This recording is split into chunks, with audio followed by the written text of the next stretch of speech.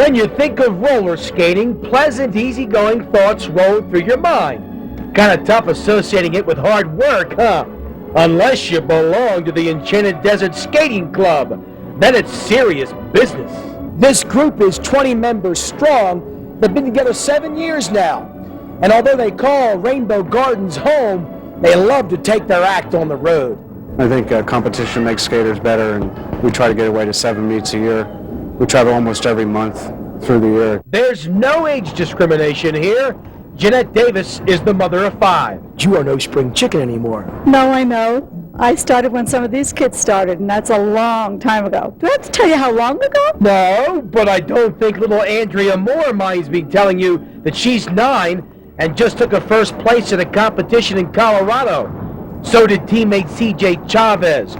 But their Red Badge of Courage Award to John Korecki, who competed despite breaking his arm. Yeah, I was nervous because it was my first meet, and I was doing my freestyle and I fell onto my arm. Sister Casey is both a junior and a national champ. She's holding over 60 trophies. Where do you keep all those things? In a special shelf my dad made. I imagine it's a couple of special shelves. No, it's just 2. And then we just squish them together. Nothing funny about the work and dedication it takes from these folks to do so well. And as they start recruiting them younger and younger, the Enchanted Desert Skate Club can only get better.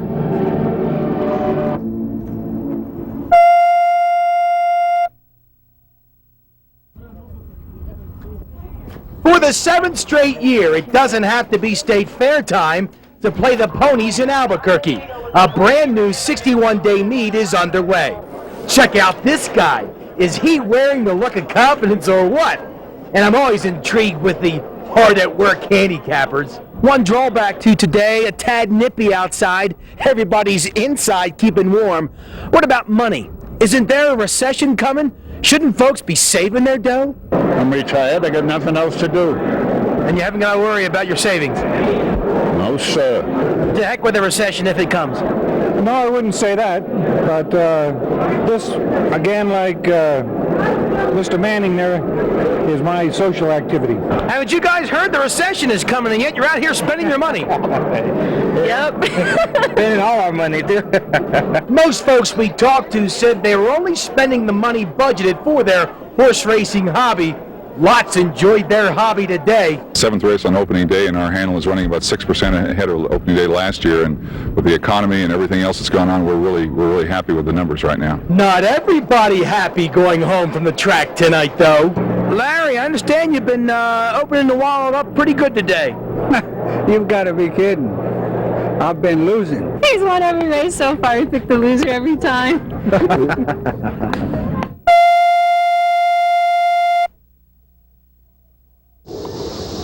Claudia Hawks just mowed down the competition in the Slims pre-qualifying tourney. She lost a grand total of 6 games over 4 matches.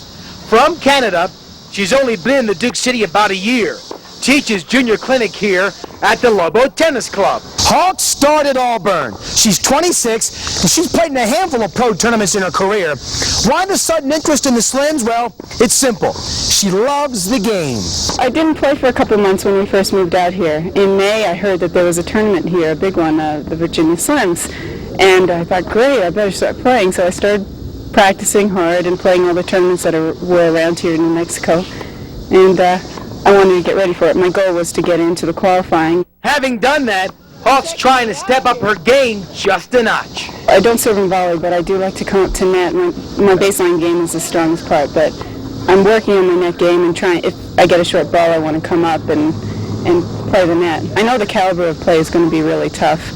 Probably the top 300 in the world will be in there, and I'd like to see how I do against them.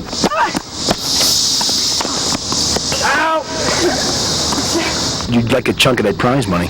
I don't even know how much the winner gets. I just want to play well. I just want to win as many matches as I can. Win 3 matches this weekend, and she'll be part of the Final 4 heading into next week's Slims Spotlight Field.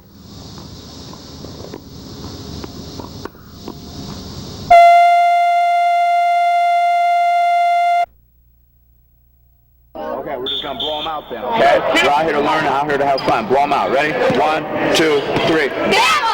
I couldn't imagine anybody wanting to hole up in a dark, dingy gymnasium when the mercury's hovering around 90 outside, but actually not a bad place to be at all.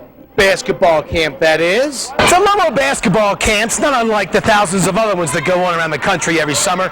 Kids come to learn the fundamentals of the game and to have some fun. You know what fun is? Watching the sons of a Michael Cooper or a Dave Bliss mixing it up. Did any of the kids rib you or kid you about the fact that your dad's running the camp and the fact that your dad is the Lobo head coach? At school, but not here. Are you any good? No, not really. Why do you say that? Because I'm not real good. I think he gets that humility from his dad. And little Michael Cooper, the forward, can thank Papa for some decent court savvy. I think I'm pretty good. I don't know about all the other people though. Well, how do you deal with the pressure of being Michael Cooper's little boy? All I do is play as good as I can. Well, right now he's shorter than his dad. I'm pretty good on that. He shoots with a different hand than his dad, and he's better looking than his dad, so he'll probably go into broadcasting. Well, one thing's for sure, if youngsters Coop and Bliss didn't catch any flack about their bloodlines thus far at camp, they will after this story.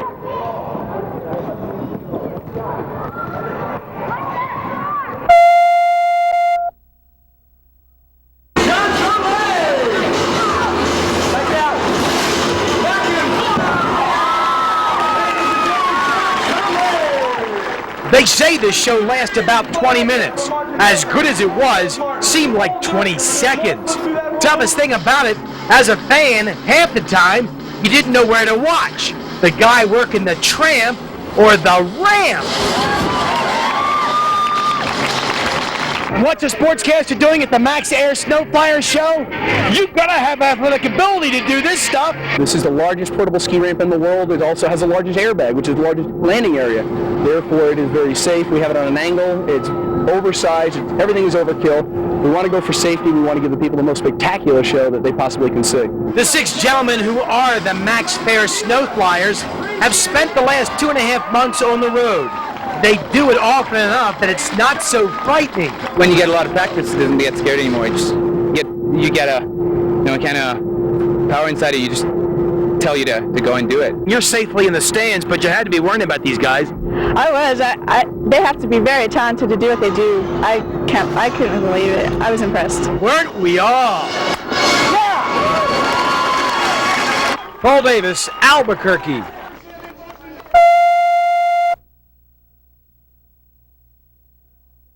They're coming down to the stretch, and down the stretch they come. It's going to be, and then I'll look over there. Oh, yeah, I was great in rehearsal. Didn't do a bad job in pre-race parade either.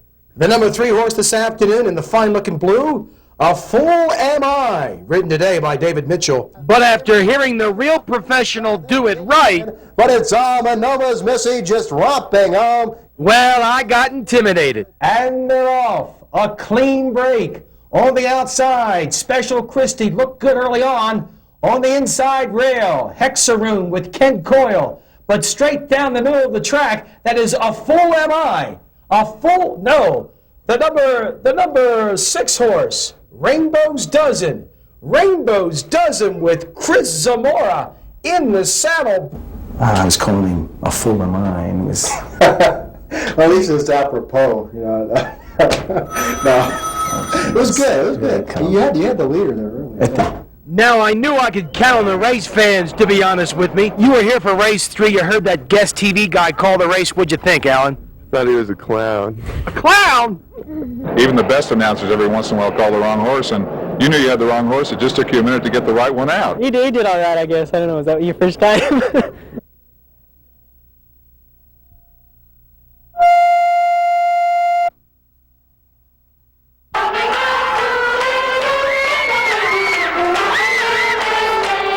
Cobra High's been targeting this day for a long time.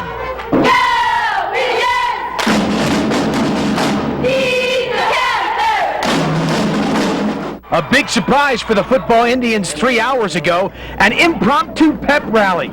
They were making sure everybody knew the Indian fight song. Students couldn't help but know all week long that their football team battled mighty Animus this week.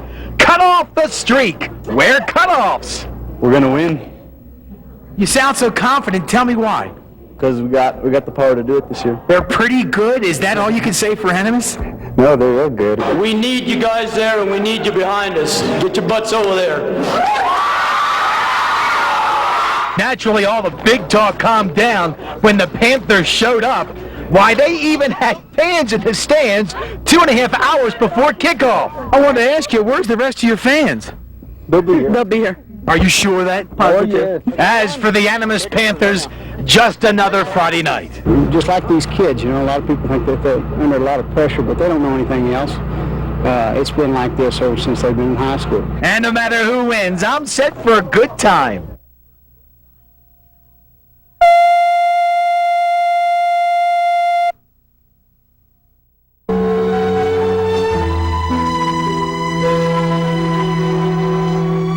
On the surface, it's the same old Animus. The tiny little southwestern New Mexico city still has its cute little post office, house of worship, and the kids' favorite goodies place. But a quick visit to the high school and it's quite obvious something's wrong. The Lordsburg Mavericks saw that 5 days ago. You know, it's incredible. This high school's football team put together the third best win streak in the history of man. 69 straight wins. No wonder they've been down last couple of days. It's been really weird. Nobody talks anymore. Nobody has anything to talk about. Life does go on, but I mean, it just wasn't any game. It meant everything to the football players and everybody in this community. The kids aren't the only ones in major shock. Listen to the lady who runs Dunnigan's Bakery. Our radio reception is so lousy that we sat in the car and listened to the radio in the car. And, oh, it was sad. And it can't be true. So then I heard it again, and it didn't change. They were still 9-8 Lordsburg. Oh gosh, that's bad. The Panthers head coach kept practice short and sweet on Monday, back in pads on Tuesday. They're being honest about the heartbreak. You know, we came so close, and I guess that's the reason, you know, it's so disappointing. And I'll be the first to admit, it hurts real bad. I've talked to players that have graduated. I mean, I've gotten phone calls from, you know, players all over, you know, that are gone that don't live here anymore. And, I mean, they feel like someone's died in their life, too. It's just like what Mark said. They're all sympathizing for us, but it's starting to... They're doing all they can to find ways to forget the pain of losing their shot at a national record in Animus, but you can't blame them if it takes a while.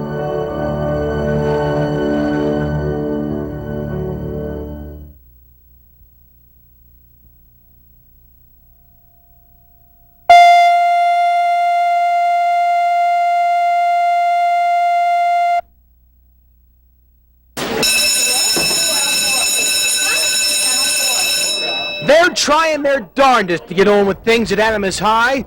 A new batch of Panther backing posters went up bright and early Monday morning, all to offset the loss heard round the USA Friday night. Lordsburg 9, Animus 8. You know, after the Panthers lost the game in their streak on Friday, they trekked 37 miles back down the road to their home base. Their parents had a potluck supper for them. It was one tough time. The mood was like somebody died. Was it hard to believe Saturday morning when you got up? Yeah, it was like a dream. It was like a dream. Nightmare. Not happen, yeah, nightmare. We really wanted that record. I tell you what, it come down to it, and it became a big issue, and we wanted it for ourselves, and not only for ourselves, we wanted it for New Mexico, too. Maybe the toughest part about losing the streak, it happened against their most bitter rival, Lordsburg. But I sure did hate to see Lordsburg beat Animus above all teams. Why? Well, they've always, they haven't liked Animus much, it don't seem to me like. They're special little guys, and it was sad. It was disheartening. I know that there was a lot of tears shed that night. Maybe they'll take heed to Billy's new poster up in her bakery. You claim not to feel the pressure, pretend not to think of the record. But when you should lose, no matter. Credit will still be good at Dunnigan's. The lessons you've learned will last a lifetime. Everybody's going to take it hard, but, you know, we're not going to get very far if we dwell on this loss. He's right. Animus must beat Tularosa Friday, or they won't even make the playoffs. But whether they do or not, most of the players already appreciate where they've been. I've always wondered what it'd be like to be in a different locker room at halftime, you know, of a different team that we were playing, or what it'd be like to be at their school. But I was just glad I could ever be a part of this team. This program in the books with 6 straight state championships and the 3rd longest win streak in high school football history.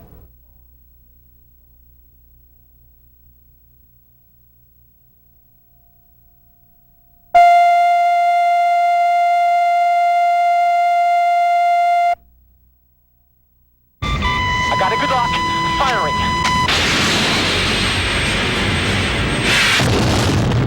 Woo! Splash 4! That Maverick may have splashed 4 MiGs, but these Mavs wiped out a 69-game win streak when they set down Animas. The 2 big plays in the victory, Louis Lazos' touchdown run in the opening quarter. 6-0 Lordsburg.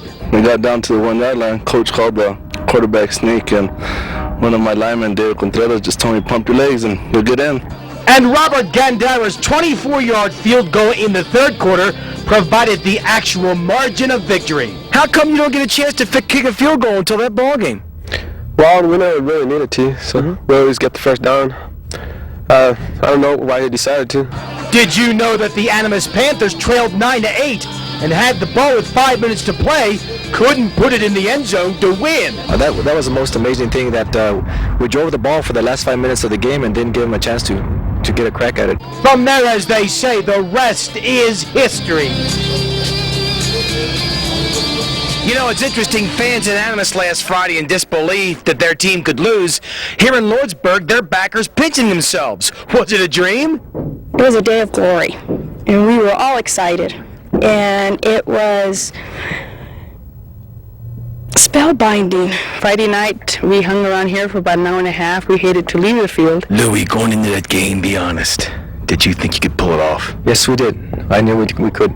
I think that's one of the biggest reasons that we won the game, because we knew we could. We had no doubt. Push off on their hips. The District 3 AA champs will have to leave all the hoopla associated with last week's Animas upset behind them. Another big game this weekend. Tonight at 10, can they?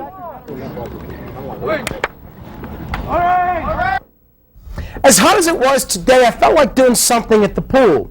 Ran across a story that could probably spur David Letterman on to do a stupid pool trick segment. Watch. For most summertime pool goers, bearable water temps and a good long nap, all it takes for a well-spent afternoon. But for Reggie, well, he's gotten creative. All right, it's your basic can opener that's been around for years with a store-bought ball thrown in. But this guy's perfected it to a science. The ball is really taking the place of your body. You know, your body's what makes the big splash. The ball is taking that spot, so it shoots way up in the air. Reggie says he got the idea for this thing that he does while working on a science project in high school. Something to do with water displacement. You get this big boom underwater that everybody can hear. And when you hit the pocket with the ball, you hear a big bang out here, and you don't hear nothing underwater. So it's really no feeling at all. You don't feel anything. The General Electric engineer has had 12 years to perfect this jump. Brought it with him from Ohio. But I always scare the lifeguards, because when I do my gainers and do it, they always claim I get real close to the board, and I never get that close. What's the best you've ever seen him do with this thing? I've seen it go so high sometimes you don't know where it's coming down. Reggie never told us the final grade for that high school science project, but he gets a thumbs up from the Sierra Vista Peanut Gallery. I like it. Can you do it? I wish I could. It's cool. Can you do it? No. Do you want to learn? Yeah. And the master doesn't always get it right either. So he'll keep practicing right through Labor Day. I think all of Taylor Ranch stayed up to see that story tonight. Must be nice hanging out at the pool looking for story ideas. It was. Thanks, Paul.